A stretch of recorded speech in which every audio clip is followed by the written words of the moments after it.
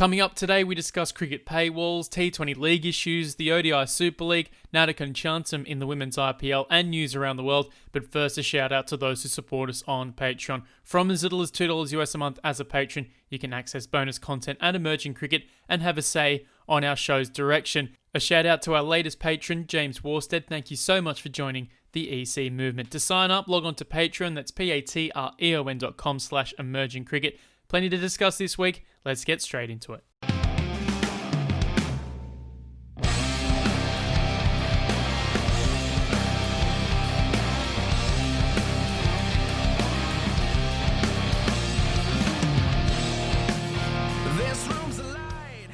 Hello and welcome again to the Emerging Cricket Podcast online and on Sport FM. I'm Daniel Bezic, and with me at the Emerging Cricket table, once again, I'm joined by the rest of the podcast crew. First up in Brisbane, Tim Cutler. How's things up there?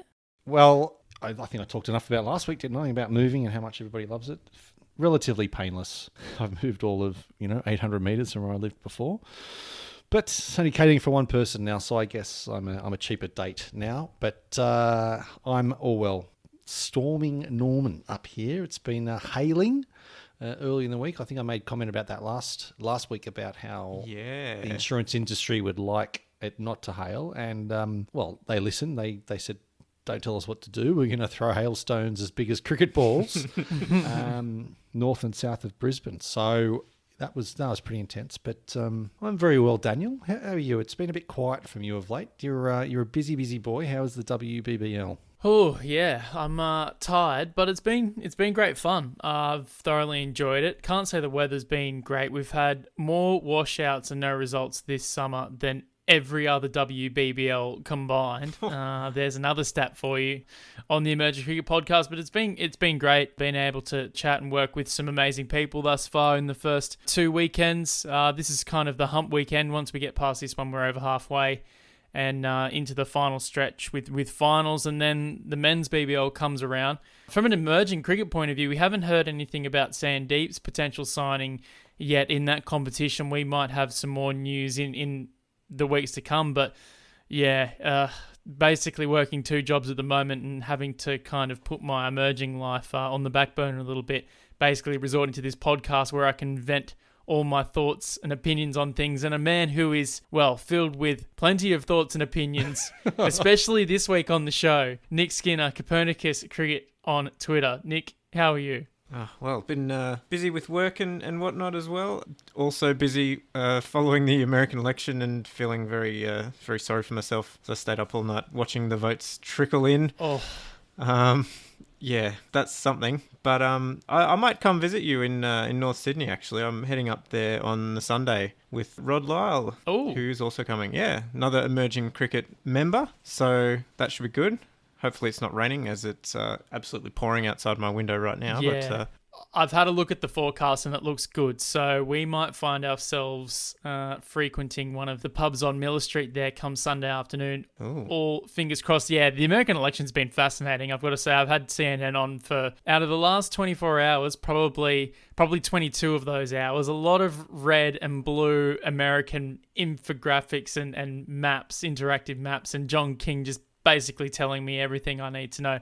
Has been fascinating viewing. I feel like we should cut a little bit in here when we say I would like to congratulate the Atlanta Falcons on winning the election. Joe Biden.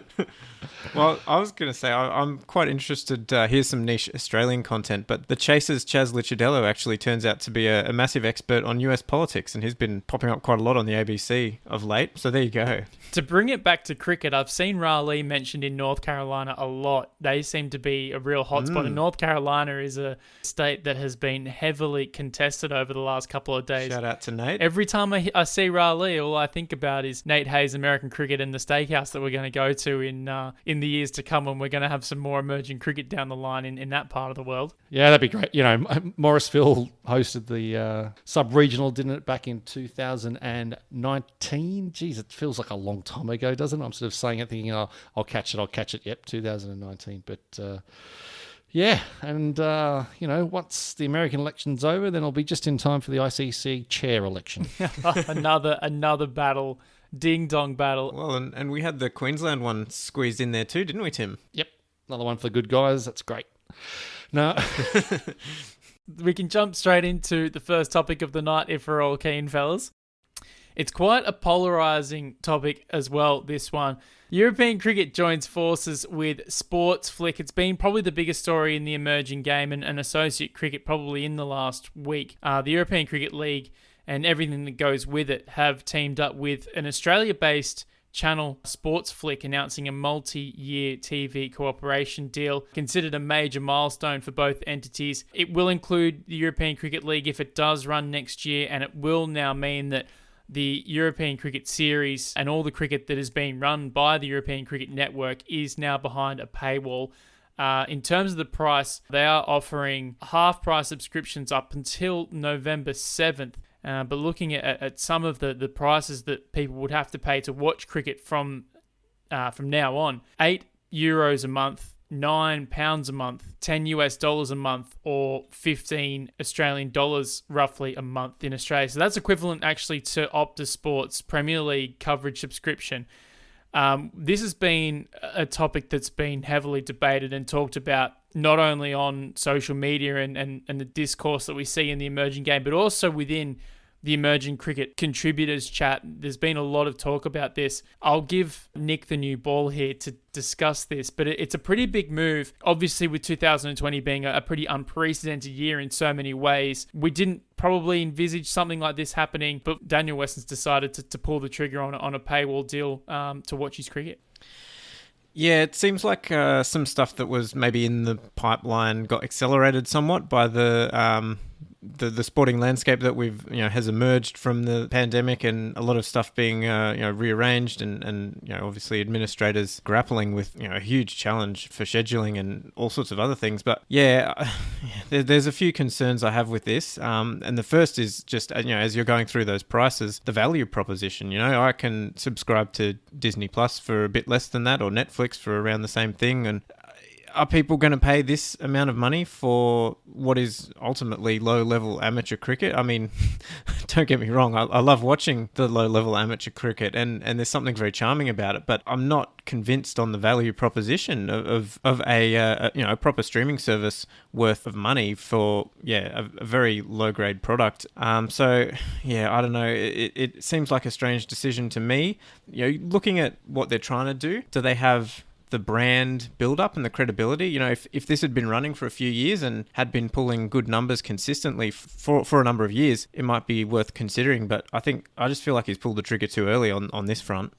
But, then again, Weston and the team behind the European Cricket League have a lot of experience in sports administration, and especially European sports administration. And obviously Weston is very astute at investing in various opportunities in the stock market. So, you'd hope that they know what they're doing, and it is his money at the end of the day. So, he can do what he wants with it. And, maybe they know something we don't. But the one thing that I'm a bit concerned about, other than the credibility and the just straight up, are people going to pay for it, is the nexus between this European Cricket Series and fan code in India. If they're putting it behind a paywall and trying to get people gambling on it or doing fantasy in India, I don't know. I feel like they've drifted a bit, and is that really going to help grow European cricket? I don't know. And always, if you're jumping into bed with gambling or gambling adjacent organisations, I think that's something that you need to be very careful with, especially if it's a new competition that is maybe a bit more susceptible to being pulled one way or the other if the money is there. Yeah, I think that's the key point here is the money. This cricket does not exist in a vacuum in terms of cost, and it's not just popped out of nowhere, nor is it funded by anyone other than the European Cricket Network, which Daniel Weston, without knowing the ins and outs, majority shareholder, and there are other investors as well, and executive team, etc. But this cricket wouldn't exist if not for this group. So I think to see a lot of the comment on social media almost referring to this cricket as a public resource, or to compare this to putting English cricket behind a paywall in 2005, I think is disingenuous, at least because cricket in the UK is funded by the government, funded by the ICC, which has a hand in growing the game. So we're talking about ultimately a commercial enterprise, or at least an enterprise that needs to exist commercially. So from that point of view, I don't have an issue with a paywall. like you said, is that the cred there to get people to pay for it. But then the flip side of that as well is how popular it has been with the fantasy players. And if that's where the interest is and they're able to generate funds from it to subsidise the events, then this is great. I guess my concern as I look at it is the ECL. We love that concept. We've talked about it. I talk about it too much, in all sort of random cricket conversations about how Daniel Weston has basically flipped the franchise model, as it were, in cricket, where they go that top-down approach. We're here starting at the bottom, building local heroes, not relying on international players coming in to build the credibility, actually getting the game to grow roots. So to that sense, that would be my concern, that there has been investment and heavy investment into the ECS side of it, which I would say is not so much a sideshow. It's all about building a brand and building the exposure, especially during a time when nobody else was playing cricket. But I just hope that hasn't taken money away from what could have gone into making the ECL either free to watch or heavily subsidised. So, I don't really enjoy seeing kind of people really piling on sort of meme culture when this happened, and sort of look at this a little bit deeper. The pricing, as you said, Nick, it's not just a couple of dollars, and I know that a couple of dollars means a lot to different people around the world. But if it was something like, I think it's the cricketer that does it, where you pay per article, and I try to avoid to pay for these things as much as possible. But when you're paying cents on the dollar per article, and whether there was a different way of doing it, that you paid for what you watched, and therefore the more you watch, the more you pay up to a certain level. But I guess it's also got to make sense for Sportsflick, who have, again, private companies, and we're probably not going to find out how much money they've paid for it. Likewise, we don't know how much Fancode has paid. But for it to work for them, it's great to see a new brand involved in cricket. That's the question. Is this going behind a paywall harm cricket's growth in Europe? Or say, well, the existence of European Cricket Network into that's called a vacuum of cricket. I know that there's European cricket's getting stronger by the day, but we're not seeing underage tournaments. We're not seeing club tournaments on TV or anything along those lines. So everything that's happened with the European Cricket Network, despite I know we've had some conversations around corruption matters, and which is going to happen when you pull sort of club cricketers kicking and screaming into this new world. Besides everything else that's going on, it's a matter of how you manage it to the best of your abilities while you're still growing the game. But I think your net result here is the game's better off, because people, I know I get people that are friends of mine on Facebook that I've probably invited to like emerging cricket, but will not necessarily have an interest in associate cricket, but are messaging me saying, what about this game in Belgium or in Sweden or wherever it is? People are noticing that's going on. So I guess is the money that's going to come in from the paywall going to help that versus the interest? And then what effect will this have on the ECL? Yeah, I think that's the bigger question. If the ECL's behind a paywall, is that really very helpful? I don't see it being particularly good for the clubs that are involved. The overall purpose of this, and I think that's kind of what I would want European Cricket Network to be keeping in mind. Why are they doing this? If you're trying to build a domestic viewership in Europe for club cricket and trying to get people interested in club cricket as a local market in Europe, which is, that's Dan Weston's stated aim, not necessarily relying on overseas viewers, but having Europeans be interested in the game. I don't know that running a fantasy or betting orientated competition for the benefit of fantasy, Dream 11 and whatnot. I don't, if I'm a European club, is that going to help me grow the game in my country? I don't know. That's a concern I certainly have. And, related to that, it's not inherently a problem with the paywall, but it's sort of exacerbated by it. The European Cricket Series, we saw on the announcement, Mr. Maximo Vinisandhu was saying that there'll be 1,000 matches in the European Cricket Series over the next year or so. But to me, that just sort of, are they losing focus on what made the European Cricket League so good? It was, because for me, it was the fact that it was all these clubs that had won their domestic competitions and now they had something else on top that they could aspire to. And if they were broadcasting the domestic club competitions, that would have some sort of purpose and relevance to the European Cricket League, because it would presumably all be feeding into that. Whereas the European Cricket Series, the travelling circus model, where they have a slam bam competition in a bunch of different cities and play heaps of matches, and the matches themselves might be entertaining. And we saw some of the stuff in Finland that was really good, and that was quite educational actually, with some Finnish commentary and them explaining the game in Finland. and that was fantastic. But 1,000 matches, I look at ice hockey or basketball, that's almost an NBA or NHL season. Is there really that much appetite for club cricket in Europe at the moment?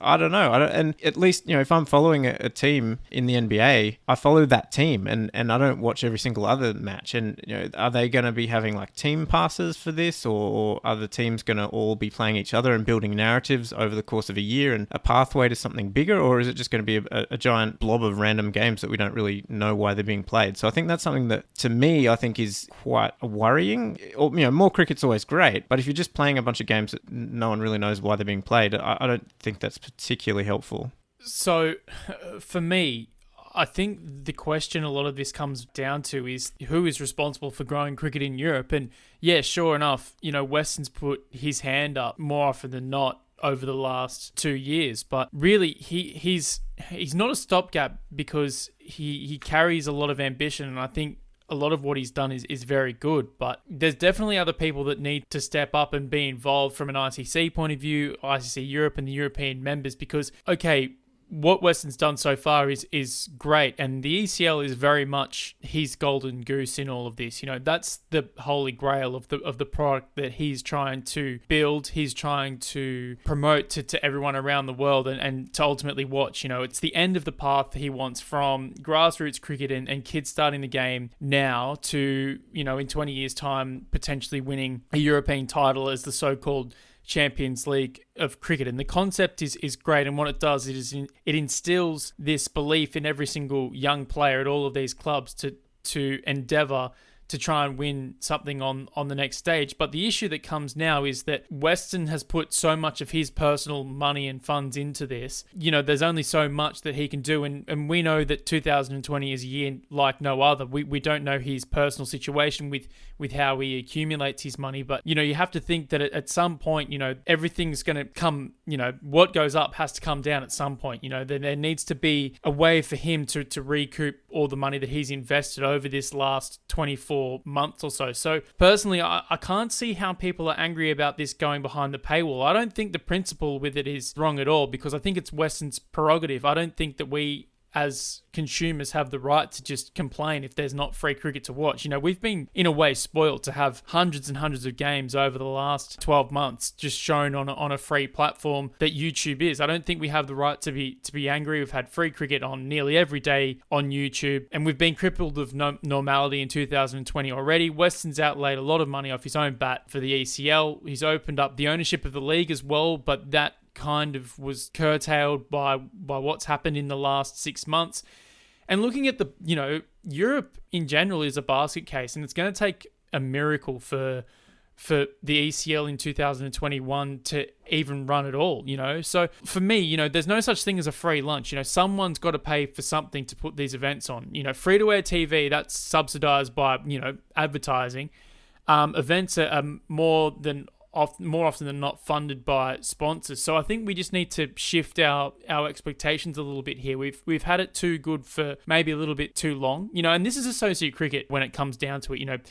There's not a lot of money in associate cricket to start off with, and let alone in Europe where, things have been scarce for a long time. Fantasy and gambling will help with a lot of this, but I think we need to kind of acknowledge that some of the sinister behaviour that we've actually seen by players and teams in the European Cricket Series is down to that ethical headache of gambling and fantasy as well. So if this is a way that kind of strikes that away, it takes it away from the game. You never know. It could be the best thing to ever happen for something like the ECS and games that are now streamed for fantasy and betting purposes. So to come back to it, I think the principle of what Weston is doing is fine. It's just about how much, he wants to charge for the product. And he can charge however, how much he wants. I think that the current pricing is probably a little bit too high. I don't think it's quite competitive enough for it to be sustainable, but you never know. We could be pleasantly surprised down the line by how many people subscribe to Sportsflick, in the next month or so. And he could well have a pretty solid base of viewers and consumers for his product. So I'm hoping this all, comes back to the idea of growing cricket in Europe and the grassroots. But I think we almost have to think of Weston in a way first, because, he's put all this money into the idea, and maybe we should just be thinking about, potentially Weston trying to recoup these costs and then building once again. Yeah, and I sort of think of the alternative, Nick. I think you came to it about, how would the teams be feeling about if playing this for effectively, I'm paraphrasing you here, for people who are only willing to pay because they play fantasy or gamble on it. It's like, well, I think that's your option if you're kind of thinking about it this way. It's like, hey, well, if the money is not there at the moment, and as Bez just alluded to, 2020 has been 2020, and sports sponsorship, the bottom has fallen out of that as well. So if the money's not there for the game, do you shutter everything that is to do with the ECL and the ECS? Because I think that's basically the option we're looking at here. Either the group, and it's not just Daniel Weston here. I think people think he's presiding over this with a feudal type control. He's not the CEO of the company. The CEO is Roger Finer, who was involved in starting the Champions League. So I don't think it's like a Mr. Burns seat at the university that he's got the dog and everything. He says what he said. I think he brought these people in because they're better at doing this stuff than he is, because these people have done it, and they're the ones that are also involved in his decision that are made. So I kind of look at it and say, well, okay, if we take that focus and say, well, we don't want this to be primarily fantasy-driven cricket, and that it doesn't go behind a paywall, I don't think the game exists. So that's, I think, to Bez's point as well, the prerogative of the group that have basically created this. This is unlike any other cricket that we've seen. This is not a franchise that's owned by a franchise league that is owned by a cricketing nation, nor a group of cricketing nations, nor one, we talk about this a lot. The BBL is completely owned by Cricket Australia. The Caribbean Premier League is completely owned by a third party and pays a license fee to Cricket West Indies, and there are other leagues in between where franchises are owned over different lease periods, etc. This is completely different. This is a wholly owned commercial entity, engaging with numerous countries and having more club teams play than any other cricket in the world. So this is the way of the world in terms of attracting a fantasy audience, without telling too many secrets of, behind the curtain of emerging cricket. Some of our most read articles have been previews and insight into events that are sort of behind the curtain and not watched a lot of. For example, the Rod Lyles preview to the Netherlands T20 Finals Day was one of our most read articles. And the reason why that was is because nobody else around the world was writing about it. And, we had someone like Rod Lyle who has great insight into the teams and the players involved. And to me, that was just a little kernel of what we're dealing with here in the emerging cricket world. And it'd be very easy to say from an emerging cricket point of view, oh, well, let's go just chasing those clicks, and that's right, fantasy previews. But thankfully, none of us have put millions of dollars into this project that we're looking to build into a sort of a global brand, and we're able to sort of diversify our focus and also kind of come and go with the wind in terms of dealing with volunteers and whatnot. But this is a commercial entity who's trying to grow themselves and picked up the gauntlet during coronavirus to keep cricket going. And if it means that we're seeing a new version of franchise cricket here behind a paywall that's really attractive to fantasy gamers, and that gets interest in emerging cricket, then great, let's see how it goes. And if that means we've got many more people watching the ECL and interested in wanting to play and being part of it, isn't that what we were trying to do all along? Yeah, I mean, I'm not conceptually opposed to the paywall. I just think doing it now is probably a mistake. And related to that, I'm sort of wondering what the payment structure is and how the money, if there is any coming in from subscriptions and whatnot, how does that go back to the clubs? Because, the product ultimately is the cricket and the cricketers who are playing, right? And we've seen in other T20 leagues where certain operators aren't paying the players properly, or coaches, or whoever, the money just doesn't flow for one reason or another. So where's the money going, I guess? And if these amateur cricketers are the product that is ostensibly being monetized, are they getting a cut? Or, so we don't know any of these, any of this information, and perhaps some of it will come out eventually. But I think that's something also to keep an eye on. And that's not painted only that way as well. There's a lot of these events have been run by people trying to start something big and really make a splash. The UAE T20X, and one or two of the owners did end up being dodgy, but I mean, in terms of the plan, the difference was they shot way too high. The cost base was just too much to be supported by the sponsorship that was going to come in. i.e. TV rights, but also the price that they needed for franchises in that. So, yeah, I just wanted to make sure we weren't saying that everyone who's ever failed to run a T20 league is without scruples. But exactly, and I know that we're probably taking some sort of extreme ends of the conversation here, Nicholas. I don't want to be tearing you down when you're saying that, therefore this cricket shouldn't exist. But it's a kind of a take a step back and kind of look at the real world that we have here and what we see from around the world. And I know that the Lanka Premier League is on our run sheet, but knowing how long we've spoken about this already, hopefully Bez gets to it at least in the wrap. But it's and again that's why I just. I sort of had like Andrew Nixon's kind of voice kind of bellowing the back of my head, and I've got to see a doctor about this. Do you have a Lancastrian in your head there, Tim? Well, I thought he was from Scotland, wasn't he? Well, no, what do we call him that he didn't like? Yorkshire. Don't start this again. From Yorkshire. That was the I got the two. He almost deleted his patron pledge. One of the early adopters there, because he called him said he was from Lancashire. The point that I'm getting to is that people say, "Oh, well, I'm a real cynic." It's like, well, I think that's the problem as well. There's nothing wrong with some healthy cynicism and being a critical friend. And I'm sort of quoting Richard Doan, ex-ICC, USA Cricket, about what the ICC was to the members as the higher ranking associate members. But it's like, geez, just give these guys a chance. Look at the goodwill that they've brought on, and exactly as you said, Bez, like they have been the Lannisters of cricket. Show me another cricket tournament that started in the last 10 years that has always paid their debts. And I think the ECL, look at that list that FICA put out. It was basically every T20 league, besides the big three and big four. But there's still ones that are going on at the moment that have issues around paying, that people are still owed money or paid late. So or paid illegally. Yeah, or paid illegally. And that was Jared's story as well about about what happened to CPL and about other players. So it's like, God, guys, have a look at what's trying to happen here. I'll tell you what, if this ends up being I don't want to make light of the situation because of the amount of money involved and I would be to see the amount of effort that has gone into growing this sport in Europe. It's not like we're talking about a Texas billionaire landing on Lords in a helicopter with the I was going to say ostentatity, and I know that I made that, and I know that I got in trouble for what did I say wrong the other week? That Rod Lyle. I said microcosm. I think because I said I've got like the grand chasm from The Simpsons, and that's two Simpsons references in about 10 minutes. It's that Daniel Weston is not Alan Stanford landing on the nursery ground in a painted helicopter. This is a guy who's trying to grow cricket from the grassroots up in Europe. So look, you know what? I'm going to disengage my cynical motor and kind of watch the ride. Well, yeah, I mean, you talk about the ostentation of Texas billionaires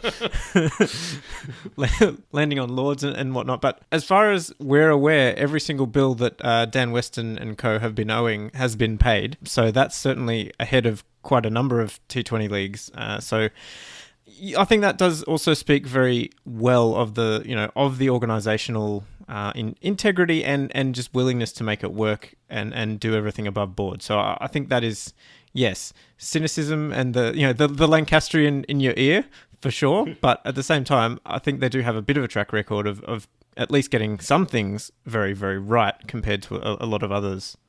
Yeah, this pod has turned into the European Cricket Network paywall ramble, but it is a huge topic that's kind of taken over the emerging cricket chat, I suppose, over the last week, and it's a pretty important thing. Once we establish this, then we can find a proper measure here. When we look to the future, we can see how a lot of this can be applied in future tournaments and future instances. So it's very much a landmark moment in some ways, because I don't think we would have ever even considered a service like this before. Just to even have it as a realistic possibility is quite a fascinating topic in its own right, because I think 2 years ago, before we started this show, before emerging cricket came into existence, I don't think we would have ever had this conversation so recently into our time here. Yeah, it's a real interesting one. I was sort of hearing the different points. I really am intrigued after this chat as to what our listeners think about this, because sometimes it could be a little echo chamber for us. There was a lot of, what's the word they use? It was a robust conversation about this in the emerging cricket contributors WhatsApp chat. And I wouldn't say that, there was a consensus, really. I think there were some strong views either way. I'm really intrigued as to what our listeners think about this. How many people are watching it and would be willing to pay for it to be watching it. But there's also the knowledge, for the same reason that patrons pledge money to us, is that that you're supporting a cause. And I guess that is somewhat to Nick's point of, is the money going to the clubs? Where's the payoff here for the clubs? Is in the exposure they're able to sell sponsorship? Yes, and I'm sure that's part of the future ecosystem of the emerging cricket. Write that down. A part of the European cricket ecosystem. But I've sat and watched sort of ECS stuff, and I'm sort of thinking to myself, am I going to pay this money? Is that worth to me? Well, I'm probably leaning on a yes, because I know that's $8 a month. That's a one ivory back scratcher. No, that's an Uber ride from where I live. The 1 kilometre into the city. That's a schooner. Maybe not even a schooner. MIDI. Yeah, where you live for sure.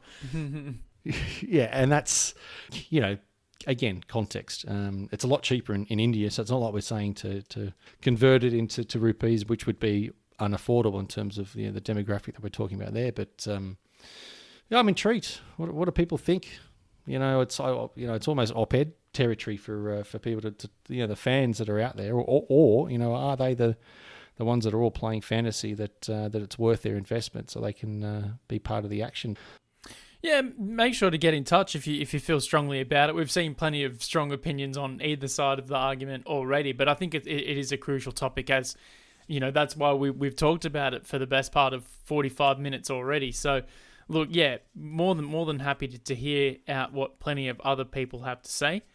And just talking about tournaments finding themselves in lots of trouble, whether it be down to COVID or financial situations or otherwise. We've seen difficulties in the Lanka Premier League getting up and running. It was meant to start already. We've seen it pushed back to the 21st of November, and now that date is being reconsidered. Also a possibility the tournament will be moved to either the UAE or Malaysia. We are hearing UAE a little bit stronger. Cricinfo spoken to the tournament director. Looks like that the 14-day quarantine period is a deal breaker for a lot of the players who were supposed to play in the tournament. A number of players have pulled out, which makes things really difficult from an organising standpoint, but also in terms of appealing to people to actually watch the coverage. Tim, where do you think it goes from here? It looks as if, they're bitten off more than they can chew here in this instance, it looks like in Sri Lanka. Well, just as we were talking about, weren't we, about shooting too high, trying to get players, the TV deals, I think the issues in Sri Lankan cricket in general, I don't know the history of the company that was awarded the rights for it, but look, for Sri Lankan cricket's sakes, it'd be great for them to have a national league that, the interest is definitely there in the game, but it definitely looks like it. It's a interesting time to be trying to launch something like a full-blown franchise league like this. You'd think perhaps SLC may have done a Bangladesh and gone a wholly owned event to get it up and running and bankroll it there to build a bit of cred and to show that it could happen. But I didn't know about the Malaysia mention there. That would have been an interesting one to get the interest in a bit of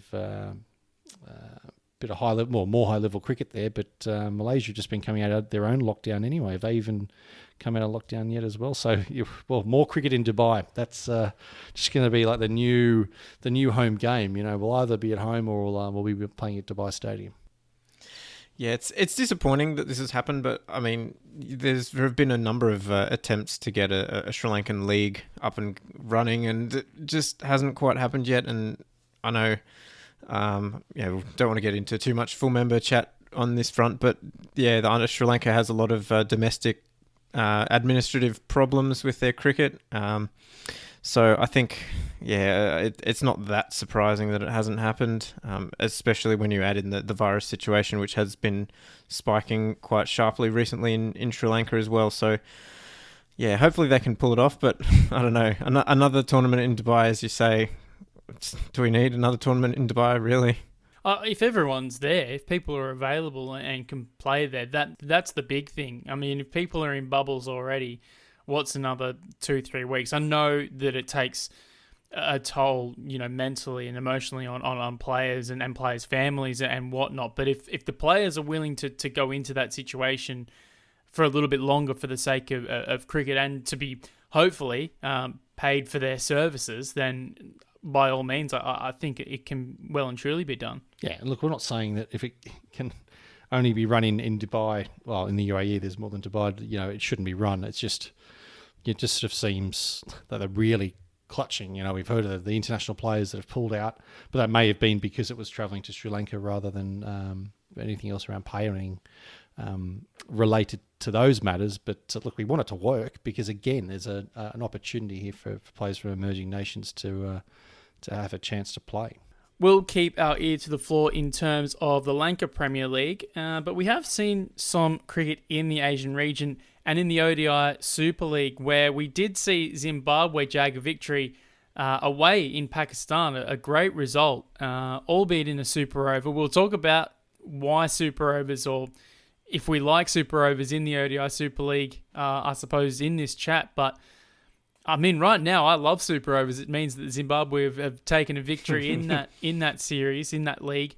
There were a couple of congratulations thrown around by the Dutch until the Dutch realised that, oh, hang on a second, that's not exactly great in our aspirations. But 2-1 result in that particular series, not that it particularly matters. The most important thing, Nick, there's a victory there to Zimbabwe away from home.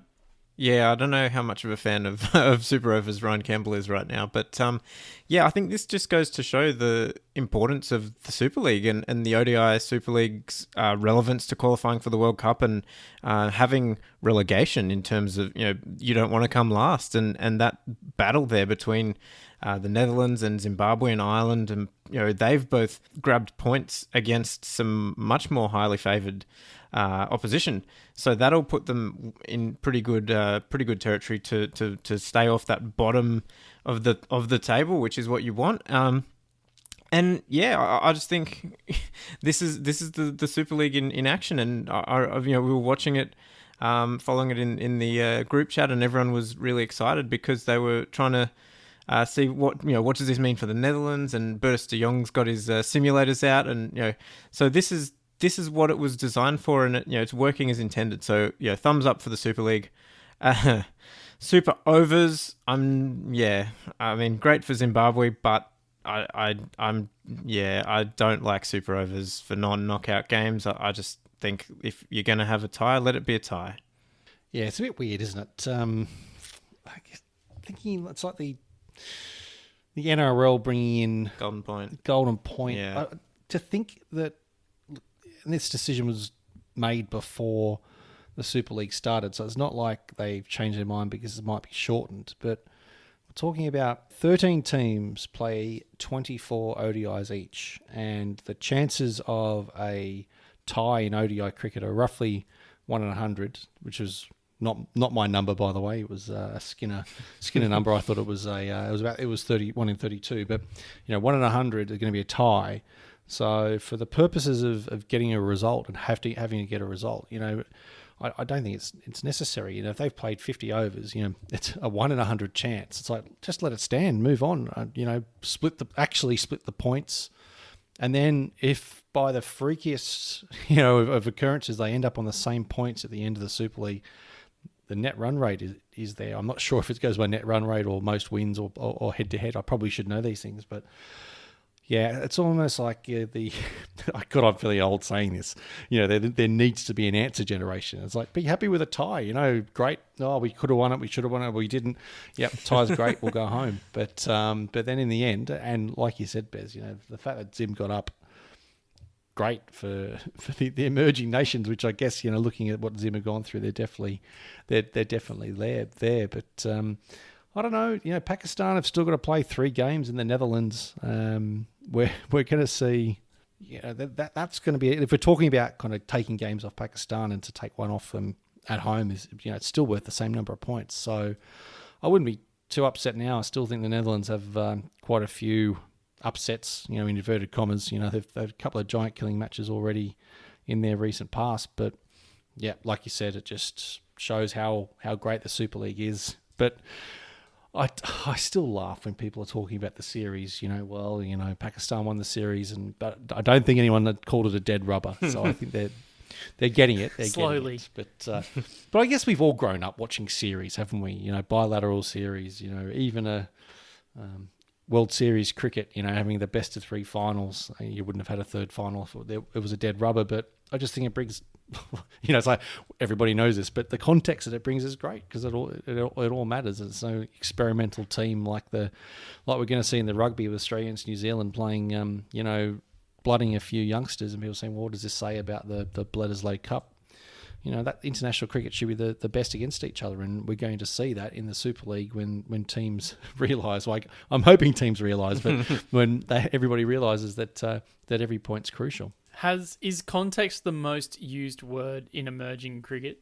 I don't know. There's a few in my phone that as I'm typing, it's something completely different, typing something insurance related, and, something that comes up related to, tournament is one that I misspell all too often, for the number of times that I'm writing it. But context is definitely up there. I'm just thinking, what other words would we use a lot? Fastest growing. Unprecedented. There we go. I think that got to run this. Yeah. Yeah, I know. I was going to say, nobody will have been able to see it, but I think you got double kind of eyebrows up when you said that. I almost cut into you as you were talking, but I thought, no, he's on a roll. But you said unprecedented. Look. I mean, I'm gonna excuse myself with that one. When you're on a rant and you're on a roll, you can't stop. I'll just use whatever words come into my head. Well, absolutely. The fact that you opened talking about how Sandeep, that there's nothing about him signing at the Stars yet. I thought we were going to talk about European cricket here. It's going to get into a Sandeep rant. I think they're the only team in the Big Bash League thus far to not announce an international signing. So maybe, they've just kept it under wraps and everything is embargoed, hoping for Sandeep's sake that it is, because I'm guessing if it was something being organised at the last minute, I think it would be very hard for Sandeep to get out into Australia and into quarantine. And hopefully for Sandeep's case, it's been embargoed. He already knows, but no one else in the world knows. The fixtures came out today, which would have had potentially some bearing because there are games in some different states around the country. It's not just all in one hub. Might have affected quarantine in certain places or in certain situations. So look, maybe that's what the Stars were waiting on and they got official word on it. But yeah, no news yet from the Melbourne Stars and no news yet on Sandeep. Although we do have some emerging cricket news in regards to emerging players playing in them. We've seen Nadakan Chantham at least selected for the Trailblazers in the T20 women's or the women's T20 challenge. The first game for them against the Velocity. Unfortunately, didn't get a bat.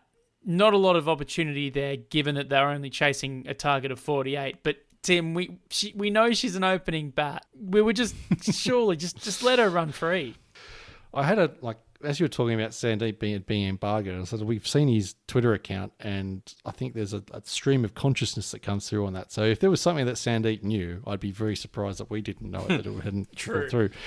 But yeah, look again, the magic of television. We're recording this last night, and we're thinking that it was going to have to come a lot later to do the wrap. But what transpired were, the Velocity being bowled out for 47.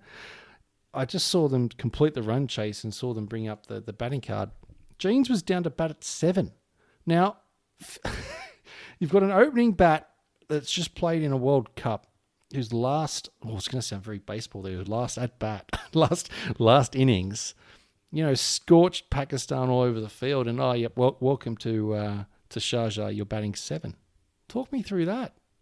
I'm sitting here listening, trying to come up with something, but look, again, I can't fathom it. An opening bat, and that's a perfect opportunity for Jeans to go. Unfortunately, just hasn't been able to unleash. Look, I know this is an Indian tournament. Like, it should be there to be giving Indians a chance. And I know the experience will be there, training. It's like the Sandeep experience, training and around these top players and coaches. But come on, 7. This is Will Glenwright, General Manager of Development for the International Cricket Council, and you're listening to the Emerging Cricket Podcast. Some news to round out the show this week, and first, Cricket Island has been awarded a €1.5 million government grant due to the impact of COVID-19. Ireland's summer home schedule was wiped out by the pandemic. Ireland's women's team is set to tour Spain to play Scotland at the end of the month. Hong Kong Cricket Club and Kowloon Cricket Club have won over the weekend in the Hong Kong Premier League T20. Jamie Atkinson was crowned player of the match with an innings of 44 off 23 balls in Kowloon's win over Diasco Little Saiwan, while Kinchit Shah's 70 off 48 balls and 3 for 17 was enough for him to pick up the accolade in the other game. And finally, the Aziz Damani Scorpions have won the Uganda Elite League, beating out the Royal Varsani Bucks and the Metro Challengers Mambas for the title. Scorpions batsman Wasim Butt was crowned player of the series. That's everything in the emerging game this week. Make sure to subscribe to the Emerging Cricket Podcast if you haven't done so already, so you can tune in as soon as it drops every week. If you want to support us financially, go to Patreon. That's patreon.com/Emerging Cricket, where you can support us from as little as $2 US a month. For now, on behalf of Nick Skinner, Tim Cutler, and myself, Daniel Beswick, see you next week.